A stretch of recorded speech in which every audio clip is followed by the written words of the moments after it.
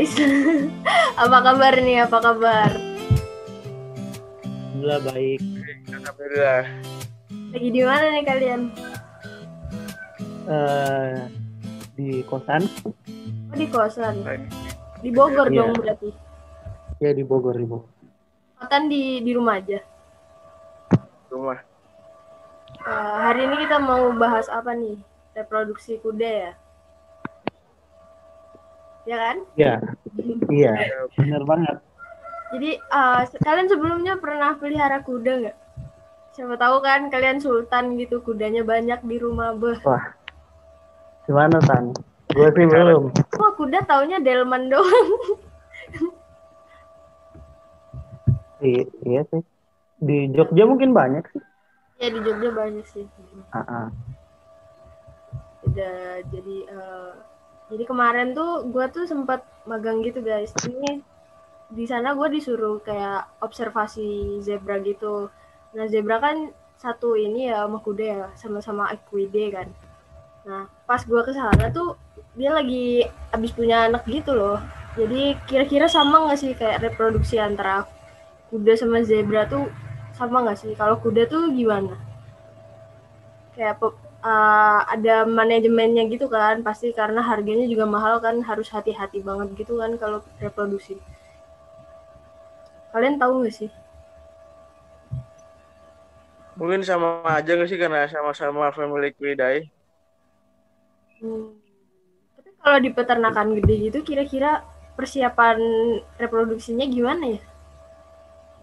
Tahapan persiapan reproduksi atau perkawinan pada kuda ada beberapa tahapan sih. Seperti yang pertama itu pemilihan pejantan atau betina yang sudah dewasa gitu. Baik dewasa secara kelamin maupun dewasa secara bobot tubuh seperti berat badannya dan juga tingginya. Lalu yang kedua itu tahap pembersihan. Nah, pembersihan di sini dilakukan baik jantan maupun betina. Pembersihan itu mencakupi pembersihan alat kelamin. Pembersihan di sini dimaksudkan untuk menghindari kontaminasi atau infeksi dari bakteri-bakteri yang bisa menghambat atau merusak proses kebuntingan seperti contohnya bakteri toxoplasma, bakteri Staphylococcus, bakteri E. coli, itu kan semua sangat dekat terhadap hewan seperti kuda, seperti sapi, karena bakteri tersebut hidup banyak ditemukanlah di feses hewan-hewan tersebut. Lalu berikutnya yang perlu diperhatikan yaitu kebersihan kandang. Kebersihan kandang juga sangat perlu diperhatikan karena bakteri bisa hidup di sana. Maka dari itu kebersihan kandang juga perlu diperhatikan sehingga tidak menjadi kontaminasi pada saat proses perkawinan. Lalu setelah dilakukannya pembersihan terhadap kelamin jantan maupun betina, baik betina maupun jantan itu ditemukan. Ditemukan itu artinya ya disatuin lah di satu tempat gitu. Disatuin di satu tempat sehingga mereka kawinnya ya secara mandiri, bisa dibilang kawinnya itu sendiri gitu. Ya simpan aja gitu. Setelah semuanya dibersihkan, semuanya aman dan siap, ya udah simpan aja betina dan jantan di satu ruangan gitu. Nanti mereka akan mungkin seselang beberapa saat, mungkin sekitar 30 menitan atau sejam atau berapa, mereka akan kawin gitu. Berarti yang utama tuh di manajemen ininya ya, kayak pembersihannya gitu ya. Mungkin nanti sama di pemeriksaan yang lain-lain gitu kali ya. Jadi resiko untuk apa sih yang bikin kegagalan kehamilan tuh bisa dibatasin gitu kali ya. Iya, tentu. Soalnya infeksi itu kan bisa juga mempengaruhi proses kehamilan tuh. Apalagi kayak bakteri dan lain-lain kan bisa membuat proses kehamilannya mungkin menjadi panjang, atau fetusnya juga mengalami infeksi gitu kan, bisa kematian dan lain-lain gitu. Oke, mantap-mantap. cara persiapan awal sebelum sebelum perkawinan ya. Terus kalau udah habis dikawinin, cara-cara mengecek kebutuhannya gimana sih? Menurut kalian gimana? Kalau setahu gue ya, rata-rata tuh sama aja di setiap hewan kan pasti ada yang pakai USG kan. USG itu kan yang paling umum banget dipakai untuk pemeriksaan kehamilan kan. Terus gue sempet juga baca-baca di jurnal, jadi itu ada yang namanya pemeriksaan itu secara imunologis. Jadi dia itu melalui deteksi substansi spesifik kehamilan yang ada di dalam darah. Kayak misalkan hormon ECG sama IPF atau early pregnancy factor gitu kan. Terus selain di dalam darah ada juga yang pemeriksaannya itu yang melalui substansi non spesifik. Nah, non spesifik itu ada di darah, ada di susu indukannya, terus ada juga di mana nih? Ada di urin itu biasanya. Nah, itu biasanya yang dicek itu hormon estrogen sama progesteron. Terus kalau pemeriksaan imunologisnya itu tadi itu biasanya dalam bentuk kit gitu. Jadi ada kit yang namanya MIP test. Itu Mare Immunological Pregnancy Test. Itu biasanya dipakai kalau misalkan si breedernya ini nggak punya akses ke USG atau dia nggak bisa melaksanakan palpasi perektal gitu. Jadi itu udah banyak dipakai di luar negeri, cuman di Indonesia masih jarang banget sih pakai kit itu. Kalau di Indonesia kebanyakan pakai USG sama palpasi itu sih. Gitu. Oh, berarti ada banyak cara ya buat mendeteksi terjadinya kebuntingan di kuda. Kuda, kalau nggak salah ya, pokoknya sebelum melahirkan tuh ada beberapa tanda-tanda alami. Misal kudanya jadi gelisah, ataupun jadi pokoknya jadi rame sendiri lah di kandang. Itu mungkin bisa salah satu gejala, salah satu tanda-tanda mau melahirkan. Itu bisa peternaknya mulai menyiapin lah tempat-tempat yang bisa buat melahirkan yang sepi, terus nggak banyak gangguan gitu biar kudanya tenang. Kalau buat proses melahirkan kan, kalau kayak sapi kan bisa berdiri gitu ya. Kalau kuda lebih kayak duduk ataupun berbaring gitu biar proses kelahirannya lebih lancar. Terus kalau misal dilihat beberapa jam agak susah, mungkin bisa dibantu sama dokter atau paramedik di situ. Terus kalau udah keluar, mungkin kalau misal kudanya udah tenang, bisalah dibantu. Mungkin dibersihin atau gimana biar melihat potensi kehidupan anaknya bisa masih ketuban atau gimana biar bisa cepat ditangani gitu.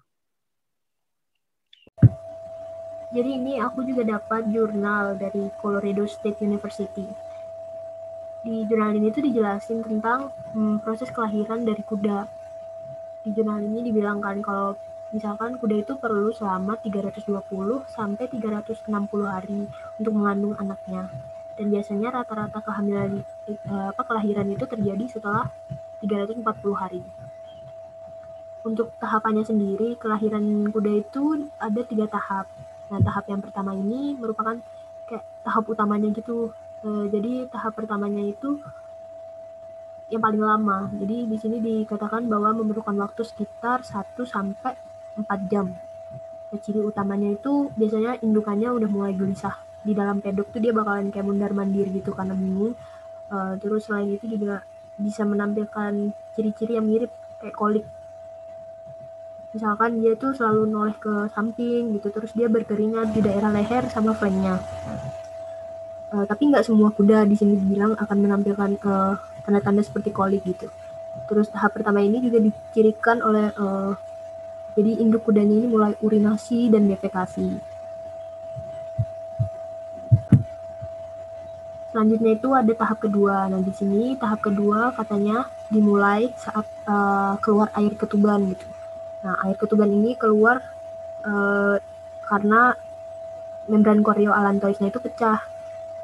Jadi proses ini tuh memerlukan sekitar 15 sampai 20 menit. dan bakalan berakhir pada saat kudanya itu sudah lahir anaknya. Nah, proses keluarnya air ketuban ini itu sebenarnya membantu kelahiran juga, karena dengan air ketuban yang keluar ini biasanya dibarengi gitu sama keluarnya anakan dari kuda itu sendiri. Jadi mulai dari kaki depan, terus kepalanya, badan, dan kaki belakangnya. Terus kalau misalkan udah mulai keluar air ketuban ini, itu merupakan tanda-tanda awal dari proses kontraksi uterus.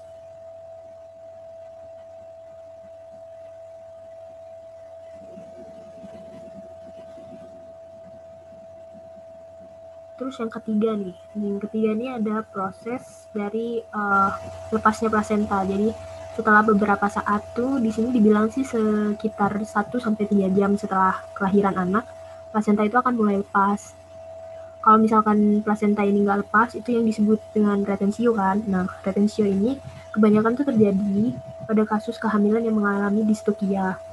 Jadi kalau misalkan kehamilannya normal, itu kebanyakan plasentanya bakal lepas sih setelah beberapa saat setelah kelahiran. Nah, kalau misalkan plasenta ini nggak mau lepas, itu ada penanganan khusus lagi dari dokter hewan. Itulah kenapa kalau misalkan kelahiran kuda ini lebih baik dipantau oleh seorang dokter hewan gitu, untuk menghindari kayak resiko-resiko yang emergensi yang tidak terduga gitu pada saat kudanya melahirkan. Gitu guys. Jadi ada 3 tahapan utama dalam kelahiran dalam proses kelahiran kuda. Kalian tahu nggak sih kalau misalkan kalau di zebra nih, gue juga baru tahu kemarin waktu magang gitu.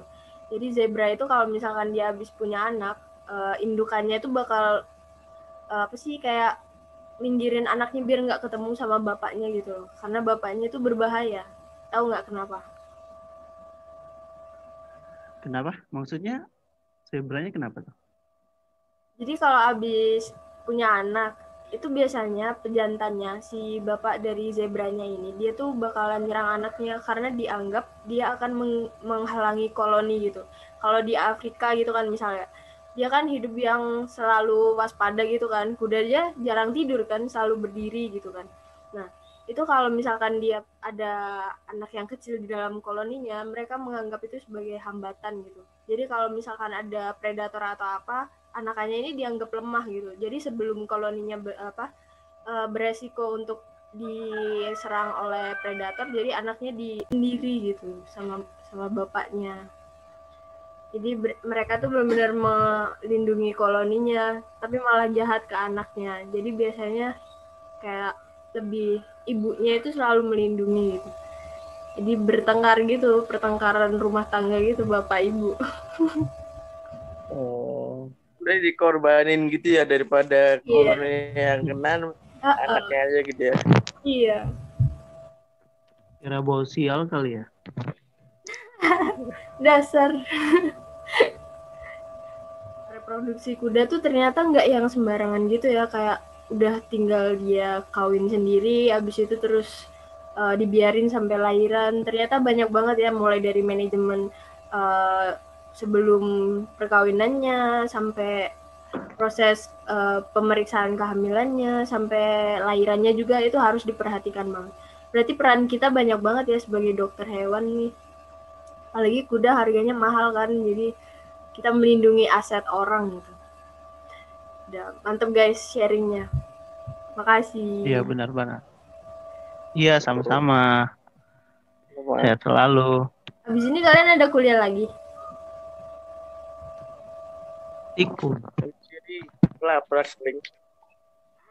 Iya banyak banget laporan ya. Gue juga mau kerja laporan. Kita sambung lain waktu ya. Oke, boleh.